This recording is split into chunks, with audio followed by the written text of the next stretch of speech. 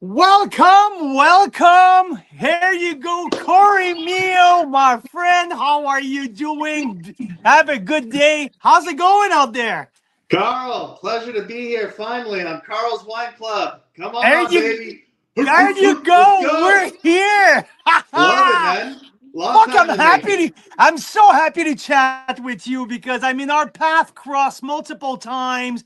Uh, I've been hearing about you for years and both side of the country, and we're finally here talking about your wine, talking about your legacy, talking about your project. So, hey, how you doing, man? We're doing good. Yeah, it's been a challenging season out here in Niagara, and just trying to adapt as always to the new normals we get every year. I think you're How are bang you on doing? that. Adapting is the name of the game for sure, my friend. So, hey, I want to know. So, I know that for many growers and winemakers right now in Ontario, it's been like you mentioned, a little challenging. Uh, so, can you recap for us a little bit the growing season for you so far in 2026? What are you experimenting? Yeah, no, 100%. Yeah, it was a protracted and kind of classic cold winter here in beautiful Beamsville, Ontario. And, I feel like we had a bit of an early bud break because we had a warm week there in April when things want to kind of start to wake up. But then we had one warm week and then it was cold for like the next six. So we had like three really close, really, really close calls, like pushing the maximum at that stage of bud development, woolly bud stage of Yeah. potential damage, right? So I feel like They this kept year. you, the Mother Nature kept you on your toes the whole freaking time since the very beginning this year, eh? Oh yeah, yeah. It was not a fun winter to be out there pruning for sure. We had a lot of snow too, so when you're Yeah. out there, it's like snowshoeing you. By the middle of February if you're out there, right? So it's a lot of exercise. So yeah, no, it definitely kept us on our toes. A lot of sleepless nights, and and then yeah, at some point you just got to let go and see the way it shakes out, man. And I don't know, it's been so unbalanced. That's the thing. So many challenges this year, and I see it like reflected in kind of, I don't know, maybe climate instability and stuff. Right? We have periods of like really unseasonably cold, wet weather, followed by like insane humidity and like 40 degrees for a week or two, and then crazy rainfall that like you wouldn't normally get at certain times. And anyway, Pretty that's much, they throw pretty much everything at you. yeah, yeah, and then you see weird things happen in the vineyard. Like okay, maybe down east in some blocks that I've never seen it before, but like tons of phomopsis. But the weather should be more conducive to powdery, but we're not seeing any powdery anywhere. So I don't know, man. Oh, More no. questions So you just have. to put things, Corey, just to put things in perspective, you are a grower first and foremost. The Mio Vineyard. We've been connected with Mio Vineyard, specifically with Thomas Batchelder, back like all the way back to 2019 or 2018 vintage. So we love the Chardonnay that Thomas put with your vineyard name. But I also knew through the grapevines that you also have some Rhone varietals on the property. So can you tell us a little bit, Corey, the Mio Vineyard, the whole philosophy, your growing philosophy, and what do you have growing on your property? Yeah, 100%. So, my wife Lena and I, we have like a twin focus because we both have two different grapes that we love in Niagara. So, for me, my first love was Chardonnay, and hers was Cabernet Franc. Um, Both of these grow really well in the Niagara region. So we endeavored when the opportunities came up that we were going to explore those two grapes through the lens of clones, right? So, prior to about 4 or 5 years ago, the government used to regulate what clones and what varieties you could plant, and then they changed the rules around 2021. So for us, our my philosophy was always like, okay, if you really, if you want to try to express, if the goal is to express a sense of place, right? That's maybe the whole overarching, theme behind terroir. And the grape, is just a vector to be able to express the sense of place. For me, I always thought you would want as many different expressions of the grape as possible to be able to better, express the sense of place. So, I'd like Chardonnay from Italy. I'd like Chardonnay from America. I'd like Chardonnay even from Australia, or et cetera, right? And obviously love Niagara Chard. So, with that in mind, we have endeavored to plant as many different clones of Cabernet Franc and Chardonnay as realistically as possible, and then kind of isolate clones of where they are from in blocks. So the clones would be a blend of, let's say, some California heritage clones in 1 or 2 blocks. We have another block of Franciacorta and Champagne clones. And then, we're experimenting with Italian Cabernet Franc clones and things of that nature. And, our future plans, we're going to plant a block of a clone of Cabernet Franc from Cyprus, for example. And we just always thought, okay, we have a lot of variability, vintage to vintage. Maybe some clones that are acclimated to growing in California would be better in hotter years, as opposed to maybe the Burgundian style ones in a more consistently cool climate sort of years. So I was talking about the different clones and what our philosophy was behind the vineyard, Carl. So we got to the end there, and I just explained that our whole philosophy was, my wife and I like Chardonnay and Cabernet Franc, and those are our 2 loves. So we wanted to explore the vineyard through the lens of clones for those 2 grapes in particular, because we feel those are 2 of the most prominent grapes in Niagara. So and I was just giving them and that is so freaking amazing that you and me are Chardonnay brother here, okay? Because Chardonnay is my biggest passion in life. I love it. I just love how versatile and how winemaker friendly this grape varietal is. And so tell me, as a grower, but also as a Chardonnay lover, who had the biggest influence in the Niagara winemaking world to you, in the sense that, you're a big fan of certain producer. Do you have any love affair with certain brand? Yeah, no, for sure. I mean, when we were first, I guess, when I was first getting into wine, like, my wife was the one who had introduced me specifically to like Niagara wines. And I remember one of the wines that opened, I guess, the whole world in a sense for me in that way. And it was still Hillebrand back there, Trius Hillebrand. It was a 2009 wild ferment Oliviera vineyard, which is a Lincoln Lakeshore vineyard too. Now it's called Watching Tree, but I absolutely love that wine. I couldn't believe that something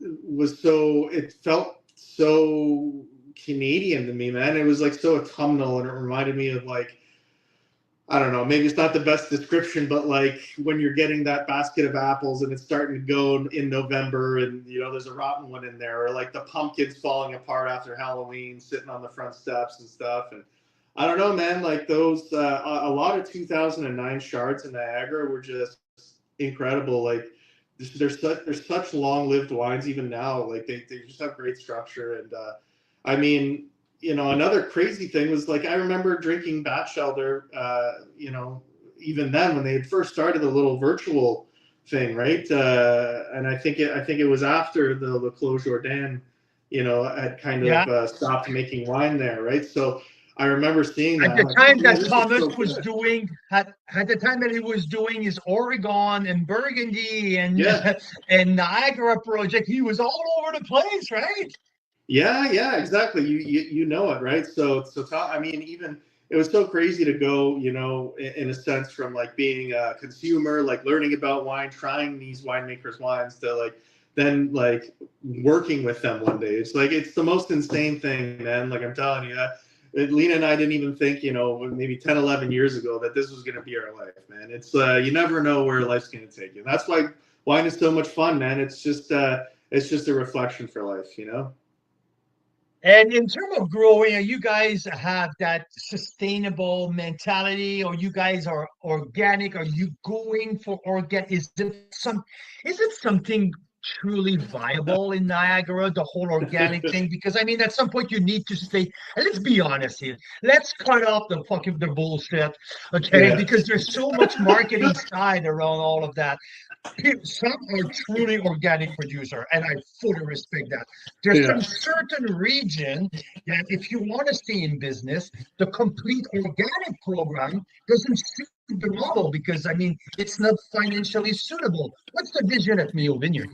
Yeah, I mean, I had the idea of, well, I was trying, uncertified organic growing at the very beginning of Mio Vineyard, and just in my opinion, that's not necessarily that's just not an approach that we can take anymore. You know what I mean? I was lucky because I also did this during the 2021 growing season, which ended up being like probably the worst harvest period in like the history of Niagara, right? Because we had like just unrelenting rains for the entire harvest pretty much. So yeah, it was, and everything was like falling apart and it was garbage. And yeah, it was.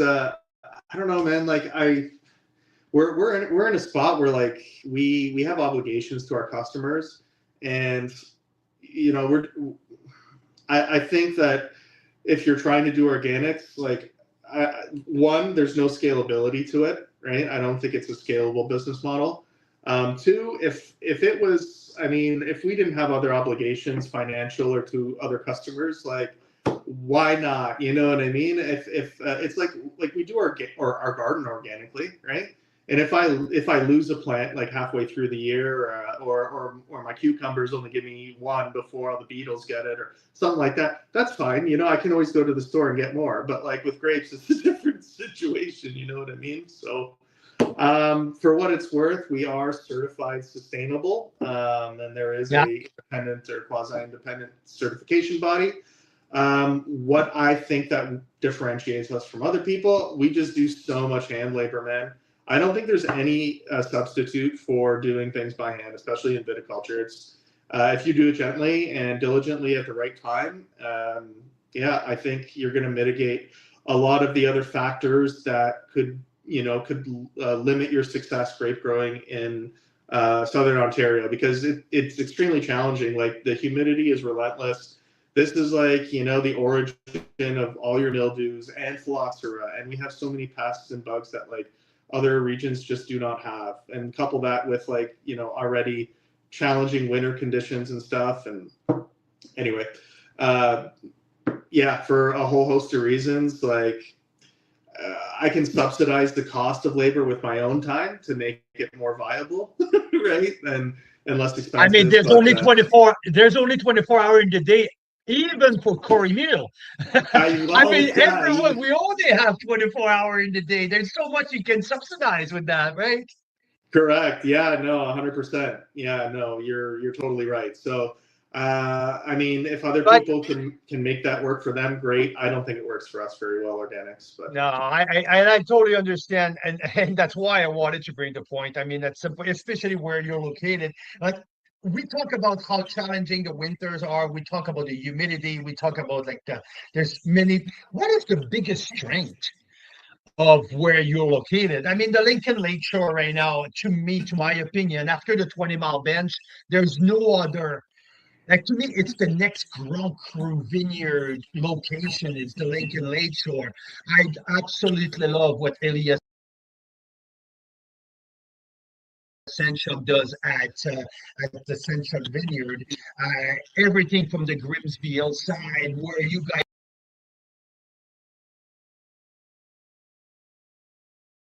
guys are located, Lincoln Lakeshore, right on the foothill of the escarpment. So, what is the biggest strength of that sub-appellation and when you guys are located? Yeah, no doubt. Well, I'll talk about my vineyard specifically. I won't necessarily talk to the whole appellation. I think there's a lot of variability in the appellation, right? So you have different soils, you have different Which is proximity. a big appellation, true. Yeah, that's right. It's It's the pretty biggest. big as an. Yeah, it's Yeah. the biggest appellation, right? I believe it's even bigger than 4 Mile Creek.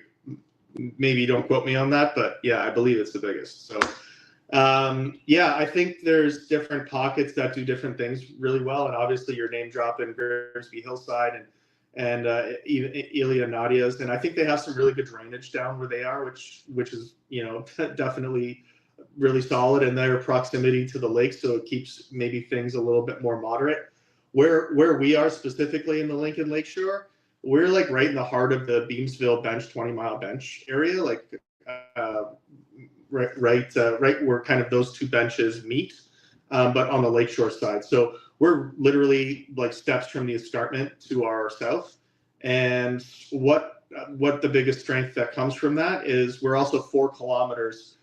We're 4 kilometers from Lake Ontario, right? So we're actually, even though we're on the lakeshore, we're further away. We're further away from the lake than a lot of your classic Beamsville bench wineries, like down like Saunders Vineyard is closer to the lake than us, and even Leclos, Rosewood, down in that area. Their hidden bench might be around the same as us, but anyway, needless to say, we get a lot of heat in the summer. But because of where we're positioned against the escarpment, we have really good airflow. So in the winter, that is our biggest strength, is anything that is up against the escarpment, you can grow the tender varietals with limited winter damage.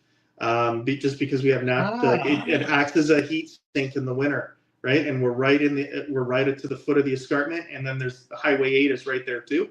That area that's where you want to grow your really tender Merlots, your Syrahs, other things too, right? It's like the conviction. It's like the convection oven type of concept, right? The circulation of air. Yeah, you're nailing it, Carl. Like that's the whole defining feature of the Niagara, peninsula, the Niagara escarpment itself, right? So we wouldn't be able to grow these tender fruits without the elevation and position of the escarpment relative to the lake. So in the winter, the warm water comes off the lake and then it hits the face of the escarpment and then falls down. So all that, that just insulates this tiny area just enough to protect it from those killing minus 25s that generally happen to Hamilton, Toronto, and the like, right, every year. So that is the one feature that I think is most advantageous. Being up against the escarpment, along King Street, if you're on the lakeshore side, that should also be, maybe considered its own, geographic feature. Maybe there's a case to be made down the road. I know that I've done some research, particularly in regards to the unique soil in that area, and also these features that I'm describing that maybe warrant further consideration from the rest of the lakeshore itself. That's awesome. Thank you for that. Now let's talk about the collab group. Let's talk about the relationship. How you met with Mark Pfister and Jeff Moot.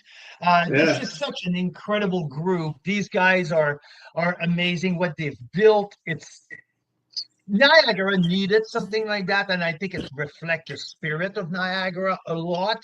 And how did it happen that you jumped on board and you decided to make your own wine? Is it something you had in mind prior to, and you're like, here is my opportunity, or how did that happen?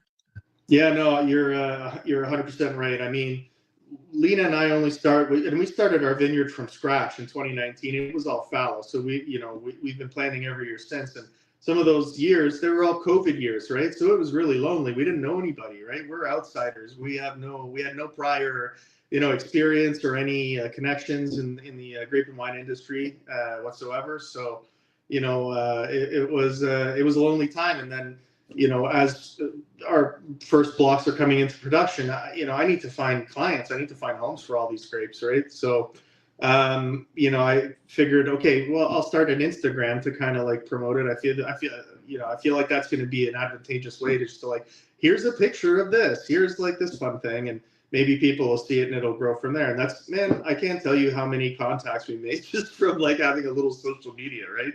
That's how I met Jeff for the first time. And then it just goes from there. It's like, you know, the butterfly effect. You never know where it's going to take you, right? So Jeff, we met through Instagram, and then, which is crazy to think about, but yeah, so you know, he was interested in the grapes we were doing, and then once we met, and then he realized, oh, like I think he thought, okay, well, this guy's a nerd like me, which will be great, and yeah, I can see like what he's doing and his ideas. Or anyway, I think that's the way it went down. We met on Instagram, and then we started hitting it off, and we wanted to work together. And I mean, our goal long term is to always have our own on-site farm winery, right? Like we want to have our own place on our farm. It's our home and our vineyard as well. But you know, the opportunities came to be able to work with, you know, Mark and Jeff, of course, at Collab, and you know, we wanted to, okay, you know what, we're gonna take a small step. We're gonna start our label. We're gonna start with one wine, and we'll go from there, right? I think that will buy us, you know, that'll start the ball rolling with some, you know, exposure to our wine brand and our style and getting our name out there. And it won't hurt if we have to go back to just selling the grapes too. At least people might know our name from other things, right? So, you know, we had spoken, and there was this project going on, Collab, right? So they're selective too. They're not just going to take any, you know, necessarily anybody, right? So we met with Mark, and yeah, I mean, we all hit it off. Like I think there's a lot of mutual respect, and they gave me the opportunity to be able to make wine out of their place, and we've been doing it now ever since, right? It's been about 3 years. This will be the fourth vintage, and 22 is the first vintage. 23 was your first vintage, or 23? Yeah, 23, 24, 25, and then this year will be the fourth one. So that's awesome. I love that story so much. And not only you had the potential to make your own brand, but also it's a great platform to offer your fruit, right? So I mean, now some of the other winemakers are dipping into your fruit pool and all that, and then it's become a big collaborative project from all of you guys. Yeah. I don't think it hurts for them necessarily to have, you know, somebody in their network that has, you know, actually has their own vineyard, right? We're kind of a quasi-virtual winery in that way, right? Like at least we always have access to grapes, so we never have to worry about that. You know what I mean? So yeah, I don't know. It's it helps, like if there's extra grapes or things that we can work with, and you know, we're all flexible and want to make it work for all of us, right? So I don't know, maybe we're kind of like the Avengers, like everyone brings their own superpower to the table, you know what I mean? So yeah, and on the other side you have the full marketing arm, and so some platform to sell the product, because I mean, you grow grape, you got someone who makes wine, but you need to sell the darn thing, right? so for you to have the marketing arm with the collab, I mean, like you guys are like that group is just so amazing to hear the whole story, the full circle of everything. Yeah, it's it's a really great little program, and I met so many cool people through it, and yeah, just grateful that you know, they're still allowing us to continue making wine there. So I have 3 wines that we want to talk about, and let's start because I'm geeking out. Like while we're talking, I have the Chardonnay here. That's the new 2024 Chardonnay.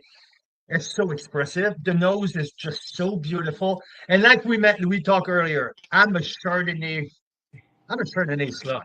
Okay. Oof. I absolutely Talk dirty to me, Carl. Talk dirty. lose my mind on good Chardonnay.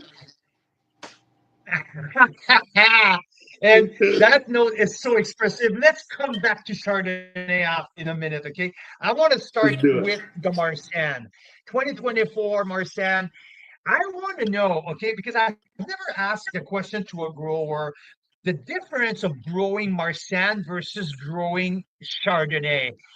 Is this, for you, in the Lincoln Lake Shore, complete different process, or all the grapes are distinctive in the vineyard? How do they react differently? Tell me a little bit more. Yeah. Yeah, so Marsanne is actually my favorite grape to grow. I wish, like, I feel like it's so underrated, man, for all the other growers too. I think that they would probably take a chance if they maybe had a base of, you know, a wineries to sell to, but there's not too many people that are making it or maybe interested in it. Anyway, for me, it's great. It works so well with a lot of the climatic conditions that we have. It's really late budding, so it buds like around the same time as Cab Sauv, so you don't really have to worry about frost. It crops really well, and the clusters are they're really loose and open, so you don't really have a lot of mildew pressure on the actual cluster. You'll have some downy in the canopy, for example, but Chardonnay is completely different. It's very powdery susceptible because generally tighter clusters, even if you like remove leaves in the fruit zone and stuff like that, right? So yeah, Marsanne is just such a beauty to grow. It's got a pretty, you know, short ripening window relative to its budding and everything like that. So you'll harvest it around the same time as Chard. It depends the style you're looking for. I also feel that it's very similar in terms of how you want to make it. It could be a winemaker's grape. There's some people that maybe want to push the minerality and keep it leaner, leave a lot more fruit, a lot more leaves in the fruiting zone to like shade it, because it does tend to lose some of its acidity, but losing acidity is not necessarily something that Niagara has to really worry about, like, ever.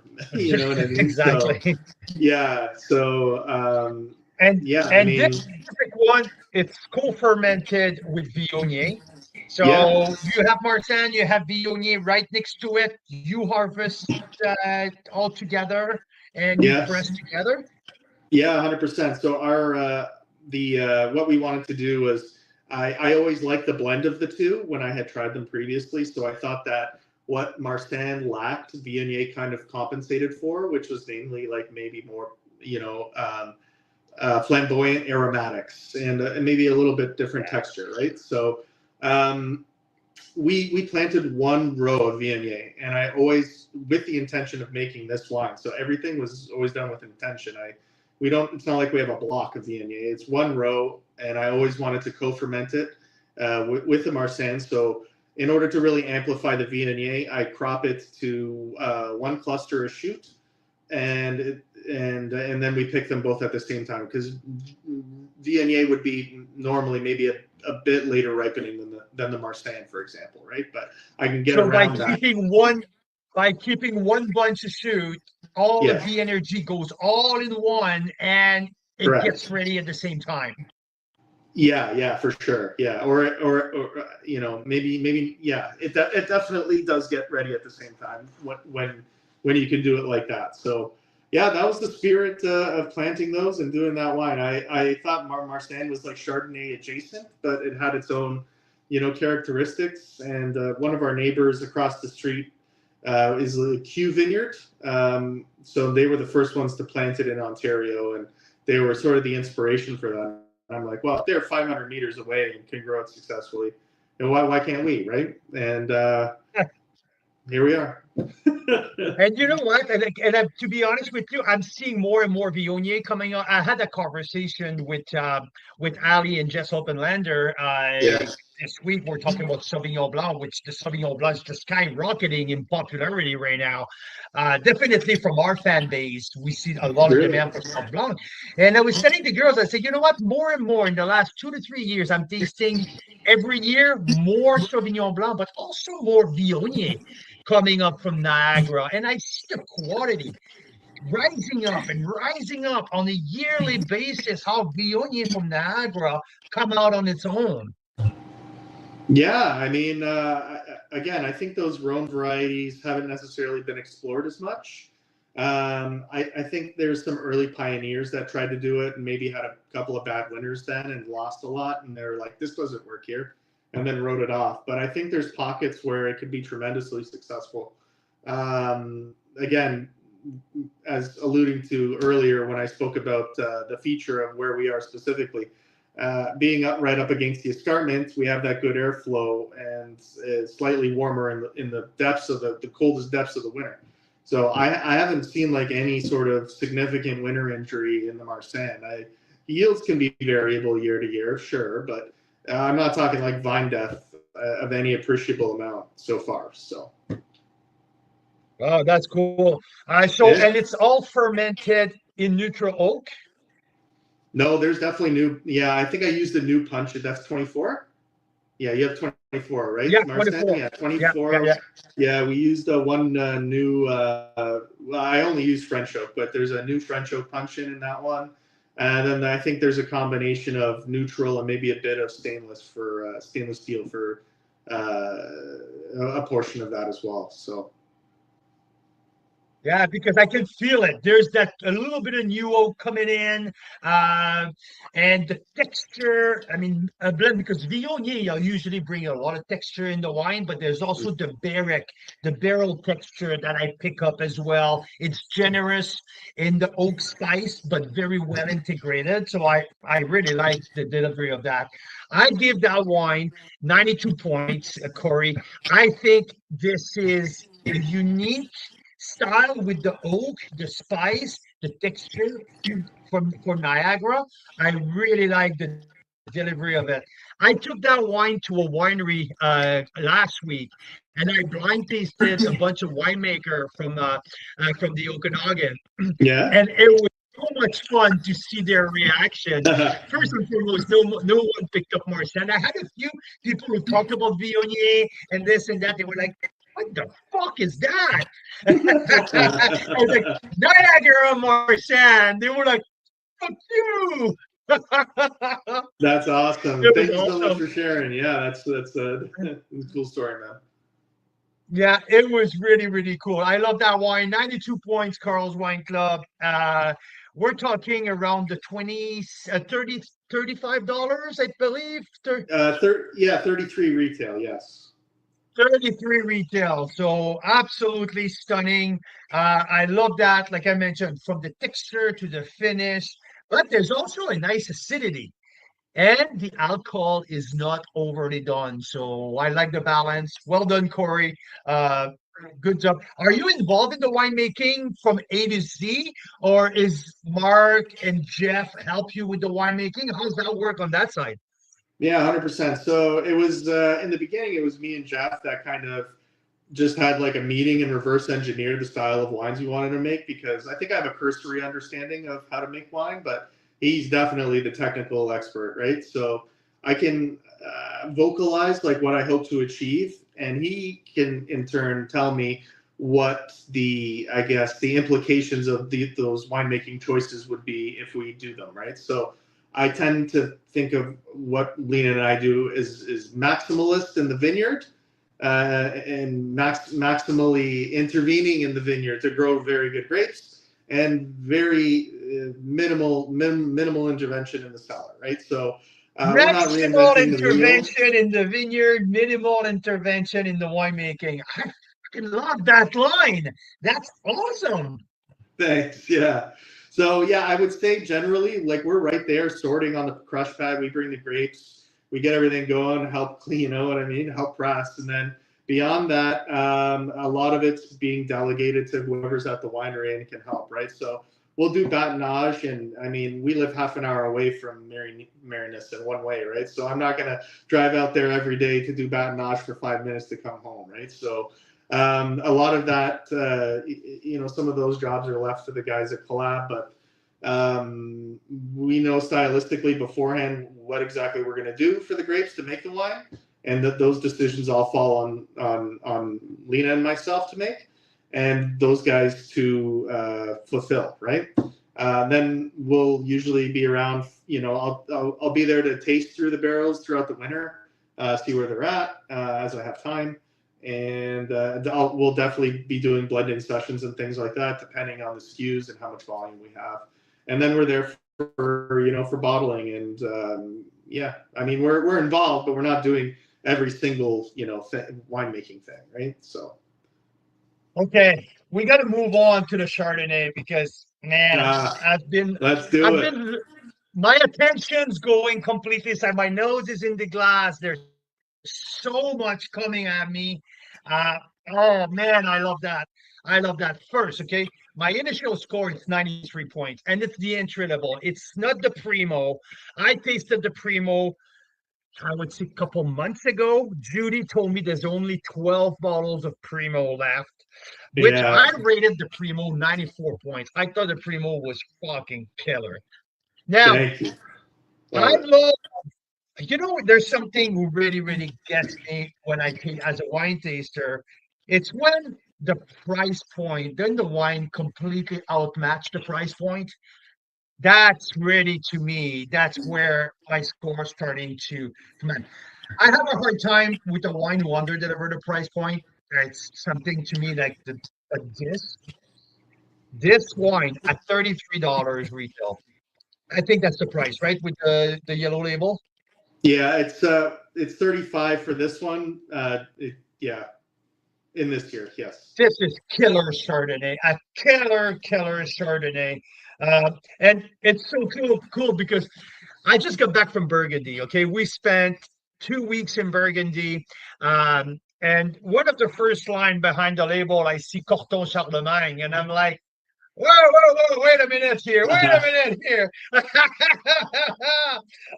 This wine man over delivers. I want to talk about your philosophy in Chardonnay. Okay, uh, you're definitely a barrel guy. I smell it, I taste it, I enjoy it, I appreciate it. To me, the non-oak Chardonnay wave went way too far. Yeah, The pendulum went from very far oaky, not good quality oak quality to not enough oak, to my opinion. And now I see the pendulum coming back. And oh fuck, what's in my glass is so cool right now. Tell me about your philosophy of what you try to do with this label. And after that, let's talk about the Primo. yeah. So that's like our normal Chardonnay, just like our every year release, and I'd say the Primo is the one that's different. But yeah, Chardonnay, like I was saying earlier, I really want to explore the vineyard through the lens of clones. So we have like 7 different blocks of Chardonnay and over those blocks we have like 14 clones now of Chardonnay from all over the world. Italian Franciacorta clones and California heritage clones. You said the Corton-Charlemagne. That's a very rare clone that has a whole backstory I could tell you about for the next 10 minutes. But it did come from a Grand Cru, Louis Latour vineyard in the Corton-Charlemagne, and then traveled from there. And How did you get your hand on that clone? How did you get your hand on that cuttings? Well, I was there's a nursery that propagated it and that we could get it from, right? But a lot of these clones just have numbers, right? And it takes a lot of work to find out what the story is behind them, because the nurseries just give you a catalog essentially, or if that, right? But for me, I was always interested. Well, what does this mean? What is this? Where does this come from? Why? I just had a lot of questions. So I was able to piece together like some historical documents, right? This clone, this Foundation Plan Services clone 48, but I call it the Corton-Charlemagne clone because that's where it's from. It was imported, Far Niente winery in California. Yeah, I sure do. I sure do know them very well. Nickel and nickel, they're entry level, and you go to Far Niente for their top notch, for their top line. Bingo. So Far Niente worked with the grandson of Louis Latour, who was their viticultural director in like the late 70s, early 80s. And he gave them cuttings through the university, the UC Davis, which that's where the Foundation Plan Services is in California. Anyway, they worked together to import vines from the hill of Corton, the Corton-Charlemagne, to bring so that they could have proper Burgundian nursery stock when they replanted their vineyards in Rutherford. So this went through like years of I guess like virus testing and indexing before it could be released, because there's a quarantine period when you were importing grapevines from Europe, right? And it's the same in Canada as it was in the US, right? So eventually Far Niente went from like a $10 bottle of wine in the mid 80s to, once they had that, proper vineyard going, yeah, $100 plus a bottle, right? By like the 90s. So I always thought there was a good business case at the very worst to try and plant this clone. You know what I mean? And then I just watched videos. I put the story together because I found the original import documents, and then I pieced everything together as to what it was, and put the story. And I was like, "Fuck, this sounds like something that we really should plant at our vineyard. Like it sounds really cool." And yeah, I mean, from everything that I've read and have heard, and you know, through it, it's performing as advertised. There's so much mid-palate density and richness. It is so generous, and just a beautifully structured Chardonnay in that way. I mean, it's full body, but the Niagara acidity keeps everything up there. And one thing that I like is the mineral finish. There's a nice minerality on the finish, almost a little bit of saltiness here on my lip as well. This is, you mentioned to me, the one word that comes, it's generous, full, but not overdone. It is. Oh, I really like it. 30% new oak. So thank you for that. Thank you for that. My pleasure. Yeah. $35. I mean, this is awesome. And you know, like you're at 30% alcohol on the dot, I believe, on the 24. So I mean, there's body. It's not heavy. There's even it's still dancing. There's energy in there. So I love it. I love it. You nailed it across the board. So glad you love it. The difference between the Sempre Mio and the Primo is with the Primo you do barrel selection, or do you do a pre-selection in the vineyard to start saying, okay, these couple rows are going in Sempre Mio, or you harvest, you barrel separately, and you do a barrel selection for your top?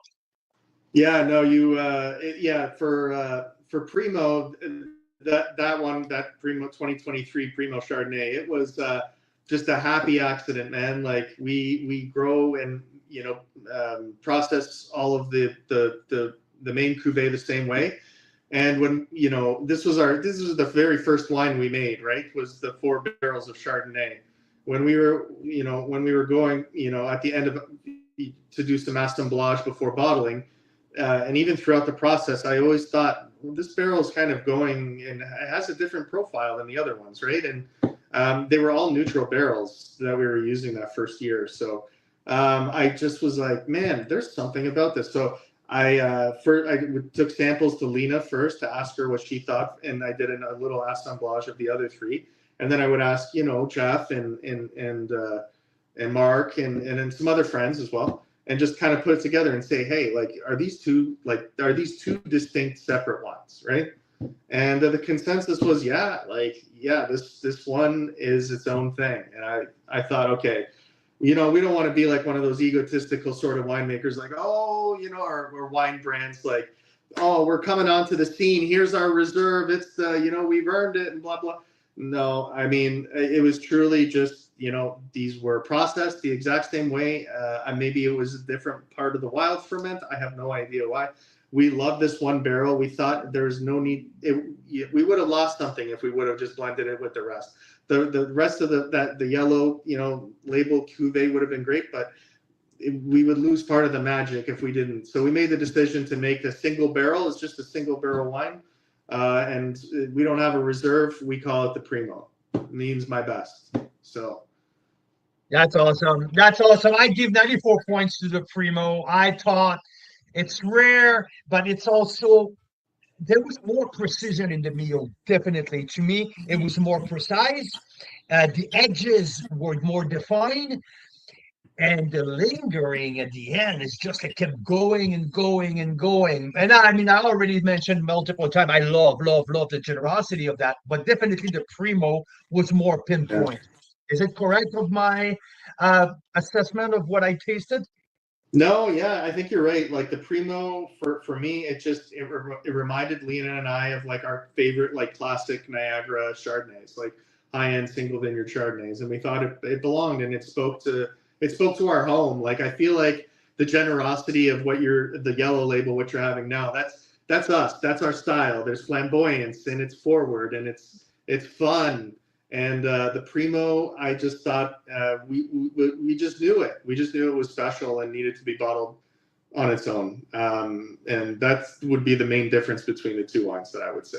So you said it's one barrel correct, the Primo, yes. and 23 vintage for the Primo. I noticed, okay, and I've been talking to a lot of our members who are Chardonnay fanatic as well. 23 vintage for Chardonnay is just absolutely exceptional. Yeah. Chardonnay that I tasted from Niagara from the 23, all blown, like they're so amazing.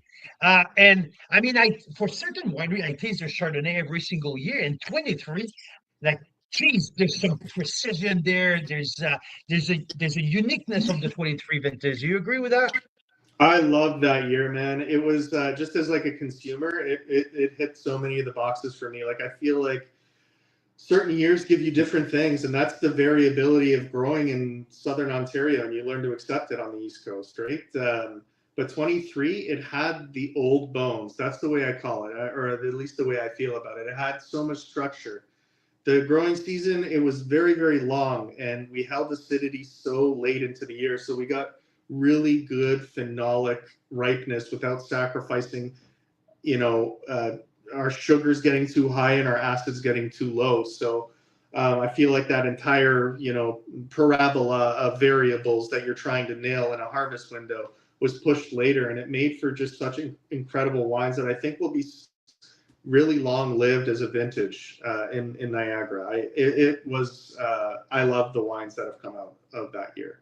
Yeah, I Very tasted much. I tasted Jeff. Sorry, Yeah, they reminded me Jeff. of the. Oh, sorry. No, Go ahead. You reminded you. They reminded me of those 09 wines that made me fall in love with wine in Niagara. There you go. 23 and 09. There's the connection here. I Yeah. love it. Oh, that's awesome. Yeah, no, I tasted Jeff Frontier Block 23, and I fell in love right away on the first sniff. Also, Black Bank Hill 23 Chardonnay is absolutely outstanding. So yeah, I've been tasting around right now, and the 23 Chardonnays are fantastic. Your Primo is really, really good. Yeah. So that's the trio that we have. Only 12 bottles of the Primo though. But this I want to sell you out of that. Please. And I love that 24. It's just so plus. How many cases did you make of the Primo here? Of the Sempre Mio here. Oh, not many. About 40, 45. Yeah, and I'm selling through it pretty fast. So there's I think only maybe like 25 to 30 left. And I just released this in like the last week or so. So Wow. Okay, so we got to get on it right away. Okay, so yeah, three it's wines. gonna go. Sempre Mio 23. The Sempre Mio. Let's do it again. The You're good. Primo Mio 23. Yeah. Sempre Mio 24 and the Marsanne 24. That's the three wine that we have. Corey, man, you and me can talk for 2.5 to 3 hours, and I won't see the time goes by, man. I love these conversations. I love chatting with you. I didn't even touch on your relationship with the BC, and let's spend 2 minutes before we go, okay? 2024 was the first year here in British Columbia. As we all know by now, the vintage got wiped out at 97%. Most of our wineries, we took some steps trying to connect wineries between Niagara and in the Okanagan. It didn't really work out, but you had a great relationship with David Patterson at Tantalus, and you and David made a collaborative wine, correct? Yeah, well, I'd say my relationship is with Scott. Actually, Scott Woody is he's the glue guy, Yes. So. Yeah, I mean, the opportunity came up where I think Scott was trying to really advocate and push, push the guys to work with Ontario fruit, man, to work within Canada, and I think that to his credit, I think David was really amenable to that idea and really was patriotic, and he also wanted to do that, right? So yeah, the opportunity came up, and I spoke with Scott and parts of the team, and I just showed him, this is what I do, man. Here are some examples, and this is what I'm capable of, and I would love to work with you guys. We just need to come up with a plan, right? And tell me how I'm going to make this work with you, because I wanted to make it work with them. And then, yeah, it came together. They did the logistical hurdles that they've had to jump through have been incredible to be able to do this at all, And yeah, I'm forever grateful, man, and really proud. I'm proud that they did the hard thing. They didn't do the easy thing, and I think we ended up making a really good wine together. I can only own the part of the grapes, but 2024 had its challenges as well, and I worked really hard to give them my best effort. And I think I tasted the wine. I tasted the wine, Corey. The wine is awesome. I really liked it, and I have to thank John Daniel for getting me a bottle of that a couple months ago. I really like that. Awesome. Corey, we love what we do across the board. Thank you for sharing, first, your wine, second, your passion, third, your knowledge with us. You're a fucking cool dude. I want to meet in person with you when I'll be in Niagara next. I want to crack a bottle with you. I'm going to bring some BC wine as well, so we can share some of a great conversation over a couple of hours if you're available. Anytime, Carl. You and Mira are always welcome at our farm, man. Anytime you want to visit. And we got guest rooms. Hey, you don't got to go far. So we can have more than one bottle. We can have 3 bottles. Compare. That's it. That's it. I'm going to be there in September. So I have some private tasting that I'm doing in Quebec and in Ontario as well. I'm going to be back and forth almost all September. So I want to make a point to do it. Let's do it. I know you're going to be busy in September. Harvest's around the corner, but I think we'll have time to share a couple bottles. Okay. Hey, we'll have time. And if you come, then I also get help harvesting too. So that'll be nice. That's it. You got it. Hey, I really appreciate your time, Corey. You have a good rest of your day. And this is Mio Vineyard. This is Sempre Mio. We have Chardonnay. We have Marsanne. We have Primo Mio on Chardonnay as well. Only 12 bottles. Guys, don't miss that. Corey, thank you. Have a good rest of your day, okay? Thank you for the chat, and thank you for everything that you do for the Canadian wine industry, Carl. And Mira. Thanks to you, my friend. No, let's not forget Mira, because I won't be sitting here if she was not there. So yeah. Same for Lena. So thanks, my friend. You have a good one. You have a good one. Bye, Carl's Wine Club. Thank you.